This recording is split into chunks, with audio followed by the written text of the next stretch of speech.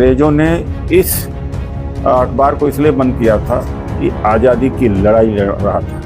आज इस अखबार के ऊपर हमला इसलिए है कि मजदूरों की लड़ाई राहुल गांधी की लड़ रहे हैं और सोशल जस्टिस की लड़ाई, जाति जनगणना की लड़ाई लड़ी जा रही है, आरक्षण बचाने का, निजीकरण के खिलाफ, ईवीएम के खिलाफ, लोकतंत्र बचाने का। तो आज पूरे बहुजन को खड़ा होना चाहिए कांग्रेस पार्टी के साथ। सुब्रमण्यम स्वामी जो भारतीय जनता पार्टी के एमपी रहे हैं, बड़े नेता थे, उन्होंने चुनाव आयोग में यह शिकायत दर्ज करी थी नेशनल हेराल्ड। चुनाव आयोग ने शिकायत खारिज कर दी। ईडी में भी उन्होंने शिकायत किया था। ईडी ने भी 2015 को यह मुकदमा या केस खत्म कर दिया था। फिर से सरकार ने इस केस को खुलवाया और जबरन फंसाने का प्रयास किया जा रहा है। साथियों, इस समय देश में कांग्रेस पार्टी और नेशनल हेराल्ड और गांधी परिवार के खिलाफ उसी तरीके से भ्रामक प्रचार और झूठा आरोप लगाया जा रहा है जो 2013 और 2014 में किया गया था। नेशनल हेराल्ड की स्थापना 1936-37 में नेहरू जी, पुरुषोत्तम दास टंडन और लोगों ने मिलकर किया था। इसका मकसद था, इस अखबार का मकसद था अंग्रेजों के खिलाफ लड़ाई लड़ना। अंग्रेजों ने इसको बंद करा दिया था क्योंकि स्वतंत्रता आंदोलन की लड़ाई नेशनल हेराल्ड के जरिए लड़ा जा रहा था। और भी अखबार थे, नवजीवन और इनकलाब, और इस तरह से यह अखबार देश की आज़ादी के लिए लड़ा।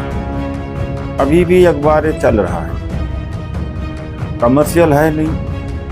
और AGL associated journals limited company बनी, उसी के तहत अखबार चलते हैं।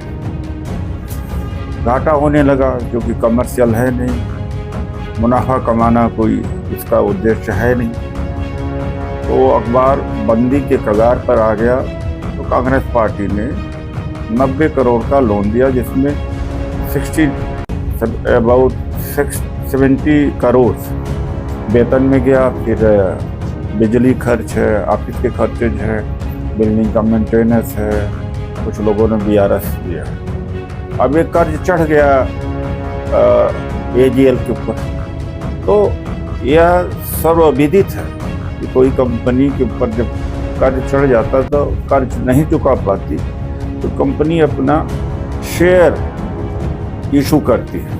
तो शेयर इशू किया तो सोनिया जी के नाम से, मोतीलाल जी वोरा के नाम से, राहुल जी के नाम से। अब यह कंपनी सेक्शन 25 कंपनी एक्ट के तहत दर्ज है, जो चैरिटेबल है।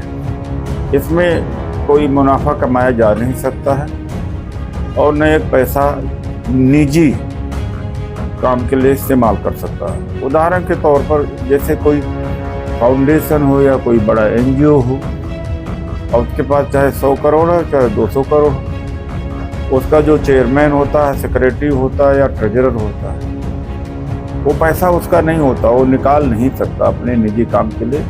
वो समाज के कल्याण के लिए ही पैसा इस्तेमाल हो सकता है। उसी तरीके से एजीएल के 6 प्रॉपर्टीज है, लखनऊ में है, पंचकुला में है, पटना में है, दिल्ली में है।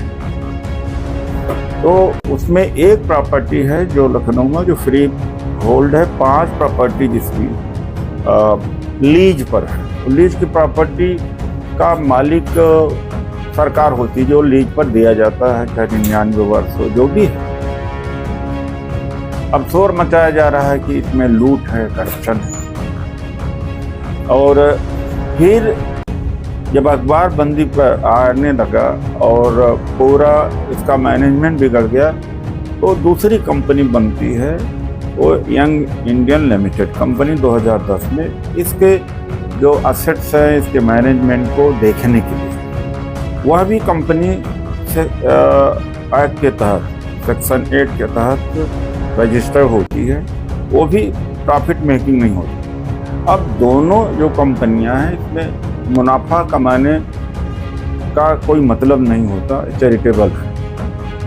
न अब आता है सवाल कि पूरे देश में हंगामा मचा हुआ है कि 5,000 करोड़ की संपत्ति है, गमन कर लिया गया, सर्वथा गलत है। 5,000 करोड़ की संपत्ति नहीं है। 60 में, 70 में, 80 में या उसके पहले जो भी प्रॉपर्टी ली गई या लीज पर हुई, वो कौड़ियों के दाम थे आज के हिसाब से। उस समय हो सकता है उसके वैल्यू रही हो। 1,000 रुपये की जो संपत्ति थी आज 1 करोड़ की हो सकती, लाखों में हो सकती। और ये कहते हैं 5,000 करोड़ संपत्ति का घोटाला हुआ, एक पैसे का घोटाला नहीं। और इनकम टैक्स डिपार्टमेंट में, जो कि मोदी का ही इनकम टैक्स डिपार्टमेंट है, जिसमें इन सारी संपत्तियों का मूल्यांकन करके 413 करोड़ बताया है। तो जिस तरह से G2 स्पेक्ट्रम और कोयला घोटाले में कांग्रेस के ऊपर आरोप लगाया गया था और झूठा आरोप चिपक भी गया, और बाद में मोदी सरकार के ही समय अदालत में दोनों मामले चले, CBI ने चलाया और निकला कुछ नहीं, तो उससे भी ज्यादा झूठा है केस है। इसमें कोई सच्चाई है ही नहीं। मैं IRS ऑफिसर रहा हूँ, बहुत कम लोग राजनीति में इतना इस सब्जेक्ट को समझते हैं। Prevention of money laundering act को मैं पढ़ा हूँ, इनकम टैक्स एक्ट को पढ़ा हूँ, कंपनी एक्ट को पढ़ा हूँ, क्योंकि जॉब में रहते हुए ये पढ़ना पड़ता है।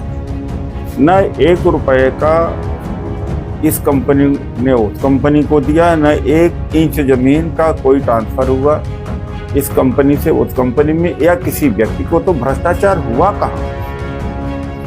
बिल्कुल भ्रष्टाचार नहीं हुआ। याद दिलाता है अंग्रेजों का, कि अंग्रेजों ने इस अखबार को इसलिए बंद किया था कि आज़ादी की लड़ाई लड़ रहा था। आज इस अखबार के ऊपर हमला इसलिए है कि मजदूरों की लड़ाई राहुल गांधी की लड़ रहे हैं, और सोशल जस्टिस की लड़ाई, जाति जनगणना की लड़ाई लड़ी जा रही है, आरक्षण बचाने का, निजीकरण के खिलाफ, EVM के खिलाफ, लोकतंत्र बचाने का। तो आज पूरे बहुजन को खड़ा होना चाहिए कांग्रेस पार्टी के साथ। और इनको तकलीफ यही है कि खड़गे जी और राहुल गांधी जी क्यों दलितों की बात, पिछड़ों की बात, आदिवासियों की बात, गरीबों की बात करते हैं। इसलिए हमला बोला जा रहा है, झूठा आरोप लगाया जा रहा है। कोई भ्रष्टाचार नहीं। एक बात और आती है कि सुब्रमण्यम स्वामी, जो भारतीय जनता पार्टी के MP रहे हैं, बड़े नेता हैं, उन्होंने चुनाव आयोग में यह शिकायत दर्ज करी थी नेशनल हेराल्ड।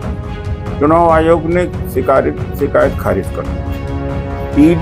ED में भी उन्होंने शिकायत किया था। ED ने भी 2015 में को यह मुकदमा या केस खत्म कर दिया था। फिर से सरकार ने इस केस को खुलवाया और जबरन फंसाने का प्रयास किया जा रहा है।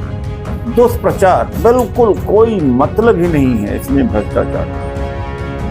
तो ये संविधान बचाने की जो लड़ाई राहुल गांधी जी लड़ रहे हैं, और दरअसल उसे कमजोर करने के लिए आरोप लगाया जा रहा है। आज जो निजीकरण हो रहा, नौकरियां नहीं मिल रही हैं, तो जो लड़ाई लड़ी जा रही है उस लड़ाई को कमजोर करने के लिए ये आरोप लगाया जा रहा है किसानों का। तो मैं अंत में यही कहूँगा कि मुंह तोड़ जवाब दीजिए कि ये झूठे हैं, ये देश के विरोधी रहे हैं, अंग्रेजों के दलाल रहे हैं, आज ये मनवादी हैं, ये कुछ पूंजीपतियों के पास पूरी संपत्ति रखना चाहते हैं ताकि पूरा बहुजन समाज गरीब अभाव की जिंदगी जिए। और आज़ादी, नौकरी की लड़ाई तो छोड़ दे, अपने जीवन की लड़ाई लड़ता रहे, सरकार इनकी सुरक्षित रहे मनवादियों की। इसके पीछे षड्यंत्र यह है। इसलिए मैं कहूँगा कि डट कर जवाब देना चाहिए। नेशनल हेराल्ड में कोई भ्रष्टाचार नहीं हुआ है। धन्यवाद।